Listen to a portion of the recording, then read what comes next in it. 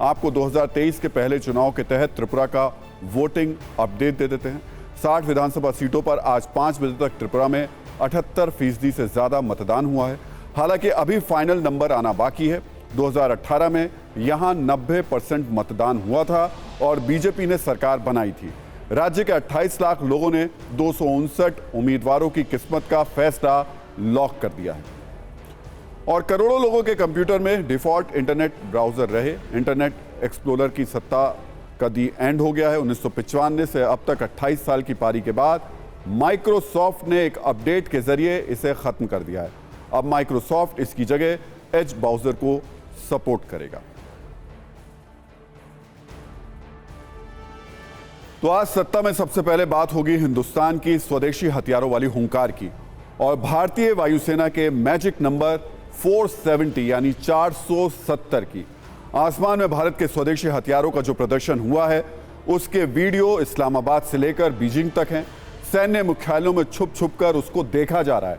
वहां की सीक्रेट सैन्य मीटिंग्स में हिंदुस्तान की बढ़ती एयर पावर पर चर्चा भी हो रही है। और आज जो खबर हम लाए हैं उसे देखकर देश के दुश्मनों को 470 वोल्ट का झटका लगेगा। भारत 470 फाइटर जेट बनाने की योजना पर काम कर रहा है, जिसकी पहली सीरीज 2024 की फरवरी में मिलेगी। इसमें सबसे पहले लाइट कॉम्बैट एयरक्राफ्ट LCA तेजस मार्क 1A और मार्क 2 हैं, जिन्हें अगले साल फरवरी में लॉन्च किया जाएगा। इन 470 जेट में से 370 भारतीय वायुसेना के लिए होंगे, जबकि 100 ट्विन इंजन वाले जेट नौसेना के लिए होंगे। ये 470 जेट उन 114 जेट से अलग हैं जिन्हें भारतीय वायुसेना भारत में एक विदेशी भागीदार के साथ मिलकर बनाना चाहती है। यानी अगले कुछ महीनों में ही आसमान में भारत की ग्लोबल सत्ता और मजबूत होनी शुरू हो जाएगी। जाहिर है, इसे देखकर चीन और पाकिस्तान ईर्ष्या से जल रहे हैं, चाहे चीन के राष्ट्रपति जिनपिंग हो या पाकिस्तान के प्रधानमंत्री शहबाज शरीफ। ये लोग भारत की बढ़ती ताकत और तरक्की नहीं देख सकते, लेकिन सत्य और शौर्य का सूरज जब चमकता है तो उसकी रोशनी रोकी नहीं जा सकती। भारत की स्वदेशी एयर पावर का मेन्यू भी देख लीजिए। पहला है राफेल का नेवी वर्जन राफेल M, दूसरा सुखोई 30, तेजस, तपस ड्रोन और advanced medium combat aircraft AMCA। Air show में सबसे ज्यादा चर्चा स्वदेशी हथियार तेजस की हो रही है। सिर्फ 111 सेकंड की शौर्य वाली रील से समझिए क्यों तेजस की अचूक शक्ति से दुश्मन तिलमिला उठते हैं।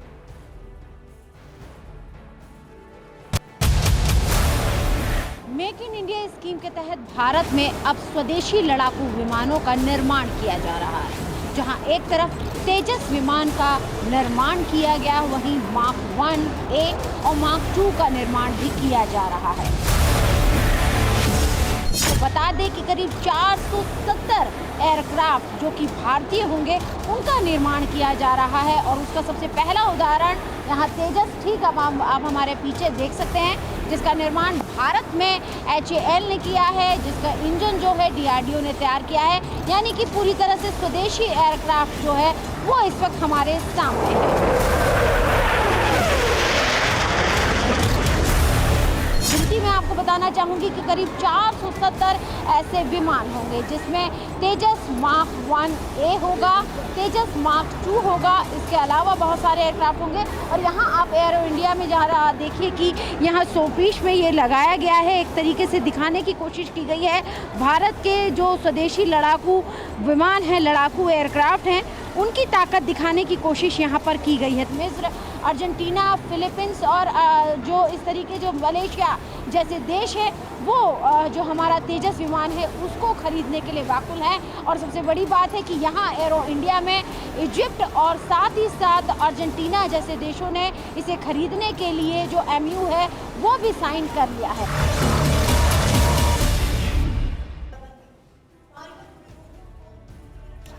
तो रक्षा अनुसंधान विकास संगठन यानी DRDO की एक प्रयोगशाला एरोनॉटिक्स डेवलपमेंट एजेंसी की ओर से भी स्वदेशी कार्यक्रम का संचालन किया जा रहा है। इसी कड़ी में करीब 126 AMCA एयरक्राफ्ट का निर्माण हो रहा है। आपको बता दें कि AMCA 5th जनरेशन का फाइटर एयरक्राफ्ट है, जिसका इस्तेमाल जरूरत के हिसाब से नेवी और वायुसेना दोनों करेंगी।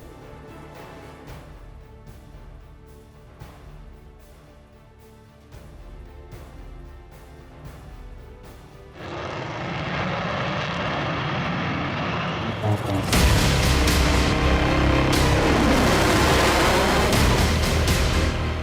भारतीय नौसेना ने अपने एयरक्राफ्ट करियर आईएनएस विक्रांत के लिए राफेल फाइटर जेट, जो कि राफेल का मरीन वर्जन है, उसको फाइनल कर लिया है।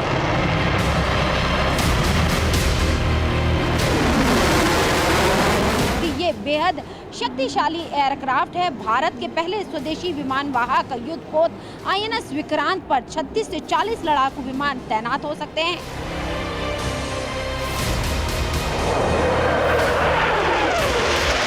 ऊंचाई पर जाने की दर के मामले में राफेल विजेता है और राफेल 304.8 मीटर प्रति सेकंड की गति से आसमान की ओर उड़ सकता है। तो ये बेहद शक्तिशाली एयरक्राफ्ट है।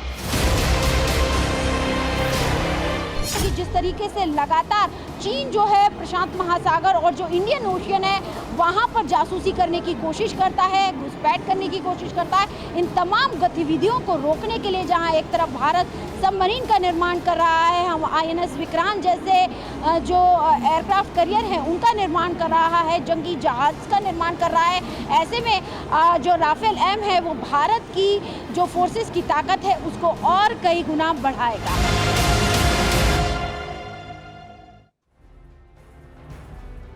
तो आप सोच रहे होंगे कि हम बात एमसीए की कर रहे थे और हमने राफेल को दिखा दिया। असल में आज दिन ही इतना गर्व का है, आज दिन ही रफ्तार का है, तो थोड़ी तेज़ रफ्तार हो गई थी। लेकिन अब हम जिसकी बात कर रहे थे वो भी आपको दिखा देते हैं। इस वक्त हम लोग एमका के कॉकपिट के अंदर हैं। एमका हमारा एडवांस मीडियम कॉम्बैट एयरक्राफ्ट जिसका निर्माण कर रही है डीआरडीओ। जब एयरक्राफ्ट से हम कोई वेपन फायर करते हैं तो ये कितने तरह के वेपन्स हैं वो यहाँ पर लगे हुए हैं। जो पूरे एरिया का जो डिस्प्ले है वो यहाँ पर नज़र आता है। हमारे जो ग्लोब्स हैं वो टेम्परेचर और प्लस स्पीड, जो इसकी मैक्सिमम स्पीड होगी उसका यहाँ पर जो मीटर है वो यहाँ पर बना हुआ है। और स्टार्ट करने के लिए ये स्टार्ट बटन है, ये स्टार्ट बटन है। जब हम इसको आगे करेंगे तो ये कॉकपिट जो है स्टार्ट हो जाएगा। मींस हम लोग ready for fly, ready to fly हो गए। और पोजीशनिंग के लिए मतलब अगर हमें किस तरीके से अपने जो एयरक्राफ्ट है उसको किस तरीके से कहाँ पे किस तरफ मोड़ना है, घुमाना है, कितनी स्पीड बनानी है, उन सब के लिए यहाँ पर सारा सिस्टम दिया गया है। ये एक डिफरेंस है आज का एयरक्राफ्ट में। टच करके हम पायलट को सब सेलेक्ट करेंगे। एक मैप होगा, वो सब मैप जनरेटर, सो मैप सभी पायलट को सभी इंफॉर्मेशन वहाँ मिलेगा। तो ट्रैक करने के लिए सभी इंफॉर्मेशन मैप से भी मिलते हैं। अच्छा, तो ये मैं देख रही हूँ कि ये ज़मीन का भी पूरा व्यू दिखा रहा है कहाँ पे क्या है। करेक्ट। तो ये देखिए यहाँ पर ये एरियल पूरा व्यू दिखा रहा है, यानी कि ज़मीन से कितनी ऊपर किस एरिया में जो एयरक्राफ्ट होगा वो फ्लाई करेगा उसकी जानकारी इस ये जो मॉनिटर स्क्रीन है इसके थ्रू होगी। इसके अलावा अगर हम ऊपर की अगर हम बात करें तो ऊपर यहाँ पर आपको हम दिखा रहे हैं कि जब वेपन फायर करना होगा तो ये कॉकपिट में वो व्यू दिखाया गया है कि कैसे वेपन फायर होगा।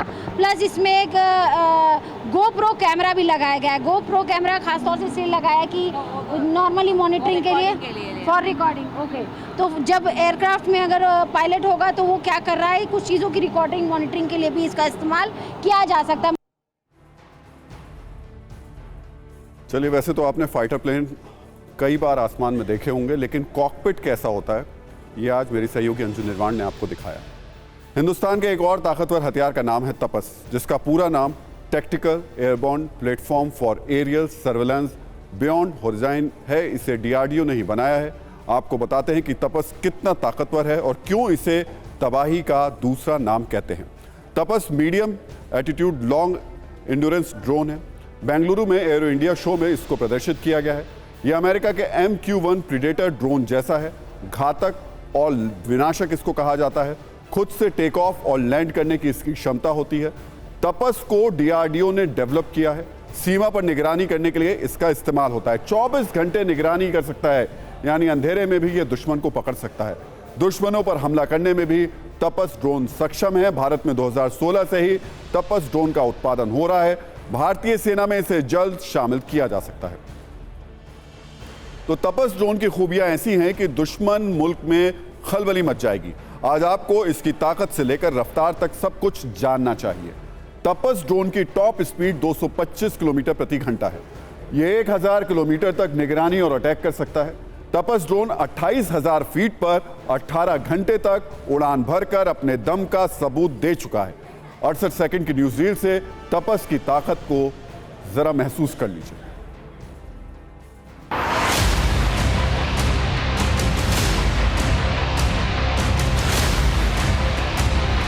आई ऑफ अट्रैक्शन है वो ये है, इसका नाम तपस है, यानी कि tactical airborne platform aerial surveillance unmanned aerial vehicle.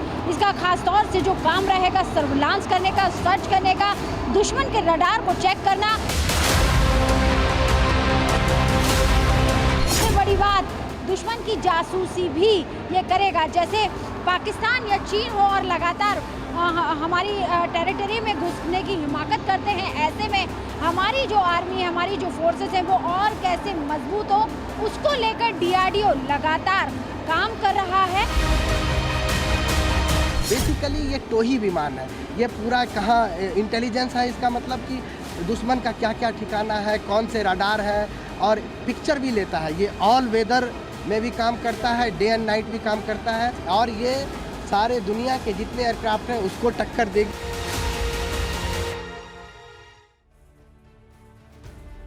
तो तपस की कहानी सिर्फ इतनी नहीं है, इसकी और भी खूबियां हैं और खासियत जो आपको पता होनी चाहिए। ये 350 किलोग्राम के पेलोड के साथ उड़ान भर सकता है। तपस की लंबाई 9.5 मीटर, पंखों की चौड़ाई 20.6 मीटर है। खाली तपस ड्रोन का वजन 1800 किलोग्राम होता है। सबसे बड़ी बात, तपस ड्रोन के नए प्रोडक्शन में डीआरडीओ के बनाए स्वदेशी इंजन का इस्तेमाल होता है, जो आत्मनिर्भर हो रहे भारत का सबूत दे रहा है। और सत्ता में अब बात उस बहस की जिस पर मनचाहे ढंग से बयान दिए जा रहे हैं। यह बहस है भारत को हिंदू राष्ट्र बनाने की, जिसका जब मन होता है जो वो बोल देता है। कभी संत बयान देते हैं तो कभी नेता, कभी मौलाना बोलते हैं तो कभी किसी दल के नेता बोलते हैं। ऐसा लगता है जैसे बयान और बयानों पर रिएक्शन की प्रतियोगिता चल रही हो। ताजा बयान AIMIM के अध्यक्ष और हैदराबाद से सांसद असदुद्दीन ओवैसी का है।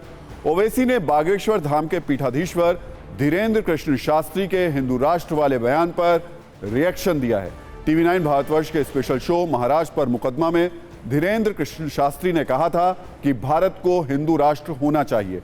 इस बयान पर ओवैसी ने जो कहा, आपको वो सुनना चाहिए। पहले बागेश्वर धाम के पीठाधीश्वर धीरेन्द्र कृष्ण शास्त्री का ओरिजिनल बयान सुनिए और फिर उस पर ओवैसी का रिएक्शन देखिए। भारत पंथ निरपेक्ष है, धर्मनिरपेक्ष नहीं है। इसलिए हमारा ध्येय और सिद्धांत केवल इस कारण से भारत हिंदू राष्ट्र होना चाहिए। बार बार जातिवाद की वैमनस्यता, बार बार जातियों की कुरीतियां फैलाना, भारत के अंदर असामाजिक तत्वों के द्वारा भगवान राम की यात्रा पर पत्थर फेंकना, पालघर के संतों को बर्बरता निर्दयता के साथ मारना, रामचरितमानस जो हमारे भारत का एक ऐसा आधार है, भगवान राम यहाँ के कण में व्याप्त हैं, उन भगवान राम की जीवन गाथा जिस पवित्र पावन ग्रंथ रामचरितमानस में लिखी, उसकी प्रतियां जलाना, ऐसी परिस्थिति में भारत को हिंदू राष्ट्र बनाना ही आवश्यक है। तभी भारत की यह अंदर की लड़ाई शून्य हो सकती है। एक ऐसा देश है जिस देश का कोई मजहब नहीं है, आप कैसे कह रहे हैं? और कैसे सरकारें खामोश बैठी हैं इस बारे में? बताइए, आप कैसे खामोश बैठ? हम तो पूछ रहे हैं कि सरकार खामोश क्यों बैठ रही है? मैं तो पार्लियामेंट में कहा था कि कोई महीना नहीं जाता जब यहां पर इस तरह की बकवास, अनाप शनाप और धमकी और डराने की बातें की जाती हैं। कैसे आप कह सकते हैं कि इस देश को ऐसा बना देंगे? कैसे बनाएंगे आप? तो आप अम्बेडकर के संविधान को जला देंगे क्या? जलाकर कोई संविधान बनाएंगे क्या? क्या आप गांधी की, सरदार पटेल की, नेहरू की, मौलाना आज़ाद की, जौहर बदरान की और सन 57 की जंग आज़ादी में जिन्होंने अपना सब कुछ कुर्बान किया, उनको सबको मिटा देंगे क्या आप? भारत को हिंदू राष्ट्र बनाने की बहस ऐसी बहस है जहां हर कोई अपने ज्ञान की गंगा बहा देना चाहता है। इस पर जैसे ही एक बयान आता है, उस पर दोनों पक्षों से बयानों की बमबारी होने लगती है। इस बार भी यही हुआ। हमने ऐसे ही कुछ बयानों पर 60 सेकंड की एक रील बनाई है, इसे भी देखिए।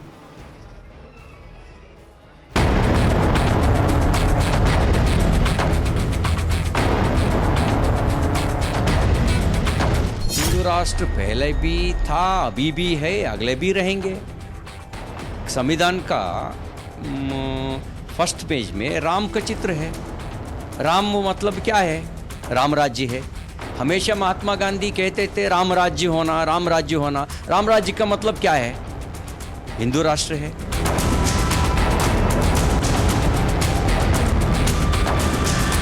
भारत न हिंदू राष्ट्र था, न है और न रहेगा। ये रामराज हो या रामराज क्या बता रहे? रामराज न पहले था, न अब है, न आइंदा बनेगा।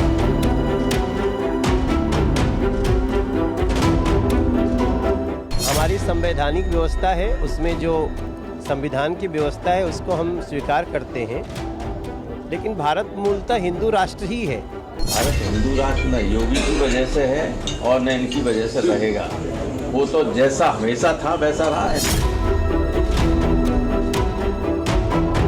हम लोग तो पूरा समर्थन करते हैं, क्योंकि हिंदू राष्ट्र ही भारत की पहचान है।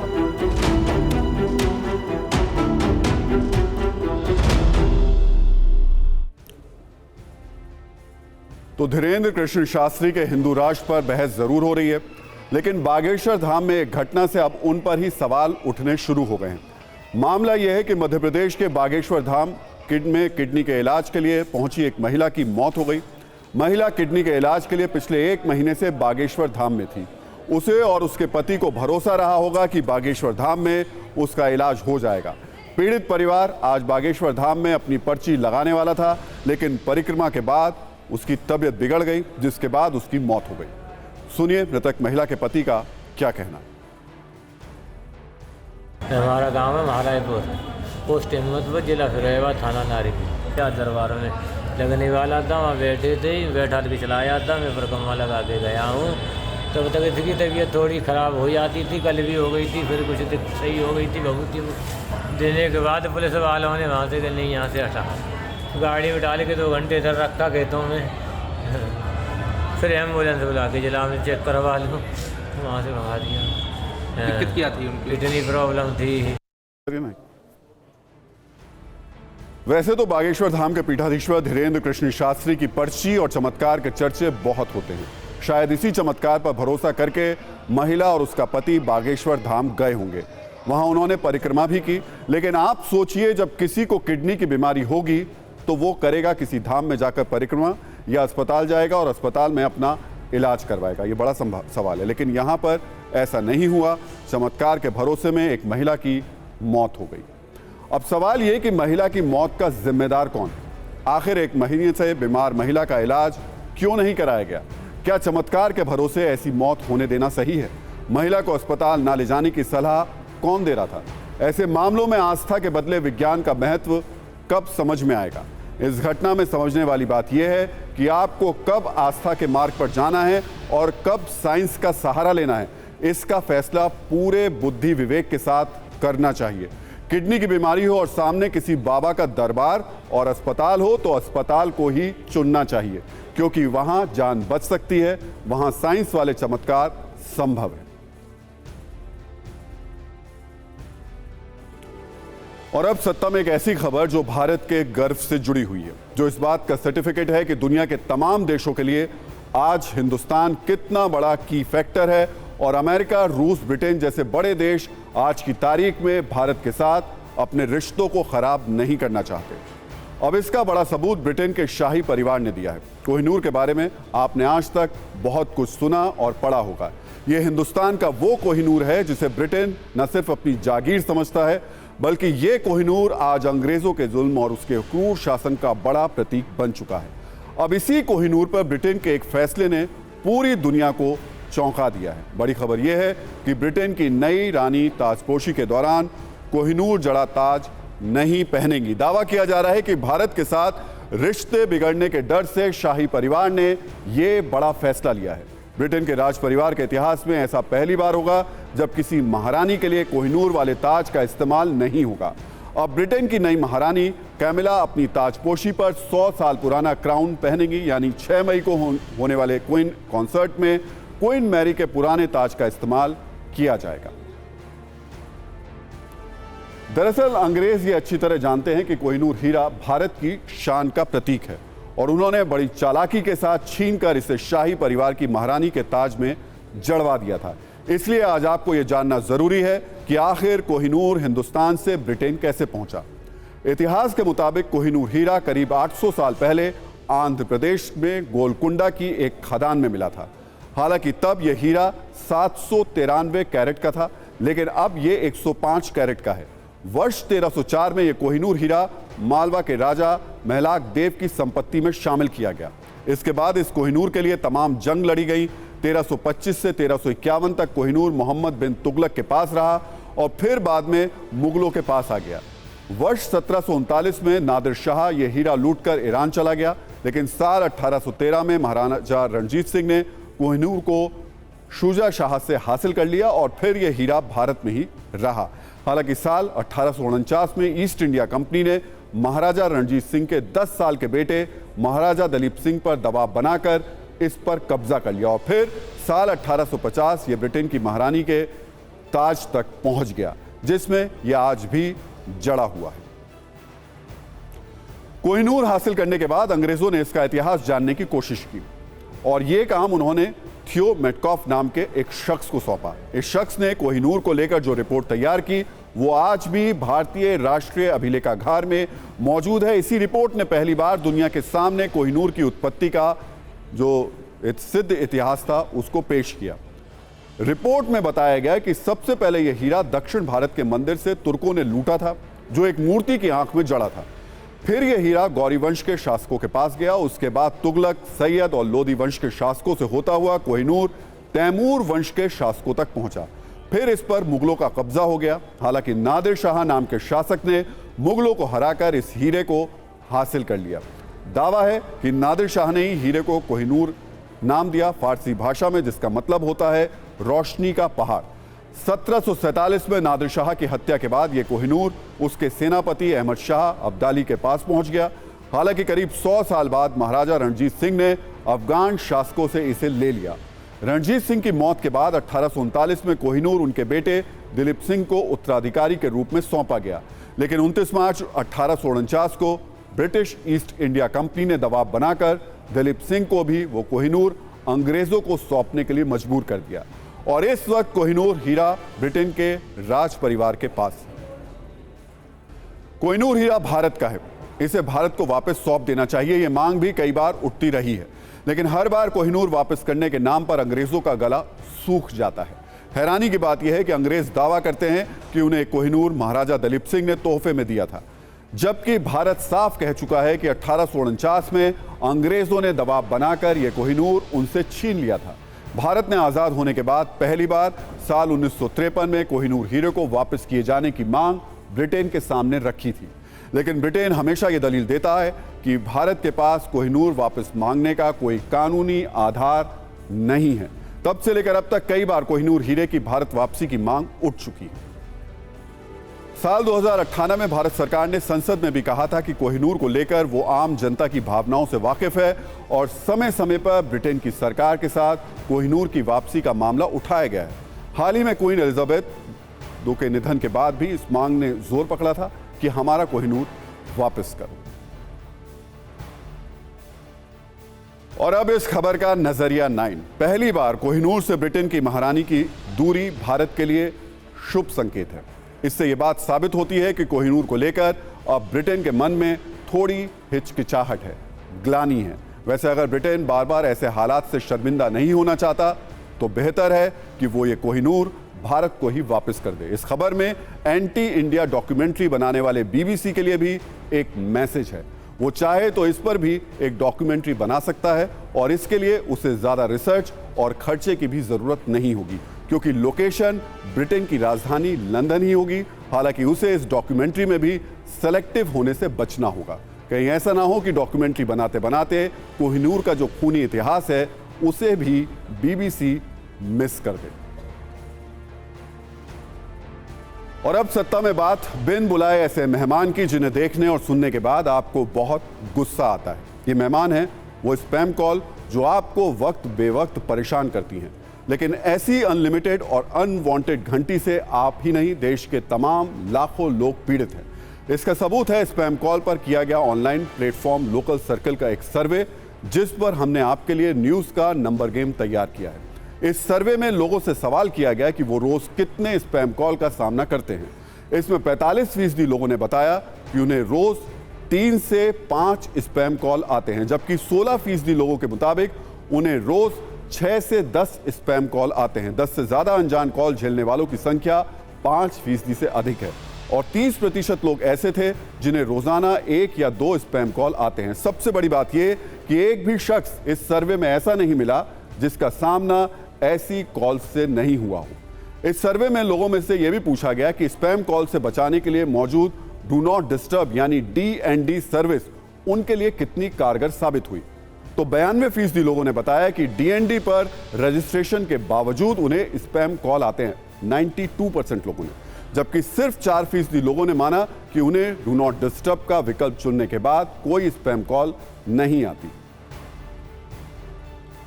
तो लोकल सर्कल के इस सर्वे में लोगों ने यह भी सवाल किया गया उनसे कि जो स्पैम कॉल उन्हें आती हैं वो किससे जुड़ी हुई होती हैं। इस पर लोगों ने बताया कि करीब 60% कॉल फाइनेंशियल सर्विस और 18% कॉल रियल एस्टेट से संबंधित होती हैं। इसके अलावा 10% कॉल नौकरी और 12% call RO repair, spa service और दूसरी सर्विस की होती है। मुमकिन है कि आप भी रोजाना ऐसी कॉल का सामना करते होंगे। इस सर्वे में एक और बड़ी बात सामने आई है। बड़ी संख्या में लोगों ने माना कि अब स्पैम कॉल के लिए पर्सनल मोबाइल नंबर्स का भी इस्तेमाल किया जा रहा है।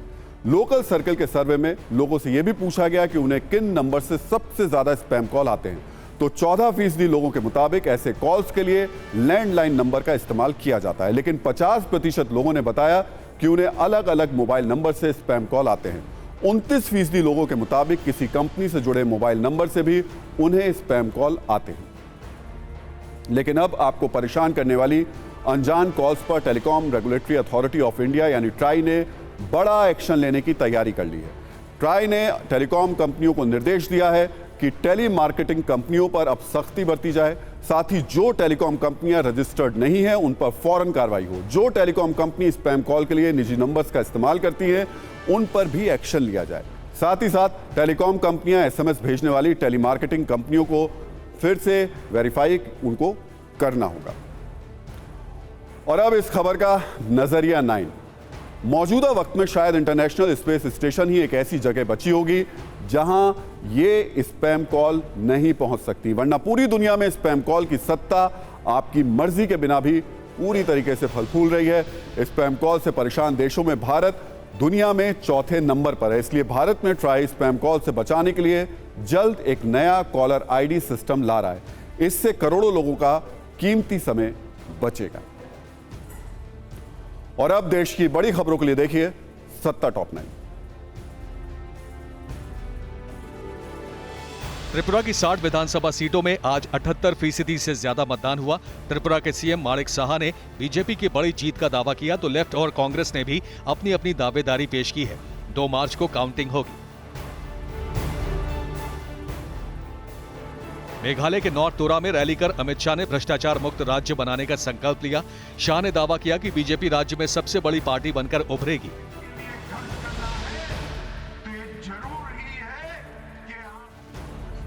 बीजेपी ने मेघालय के लिए विजन डॉक्यूमेंट जारी कर आयुष्मान भारत योजना के तहत प्रति परिवार बीमा कैंप बढ़ाने और 22,500 करोड़ रुपए के निवेश से हेल्थ इंफ्रास्ट्रक्चर मिशन पर काम करने की योजना बनाई है। राज्य में 27 फरवरी को वोटिंग है।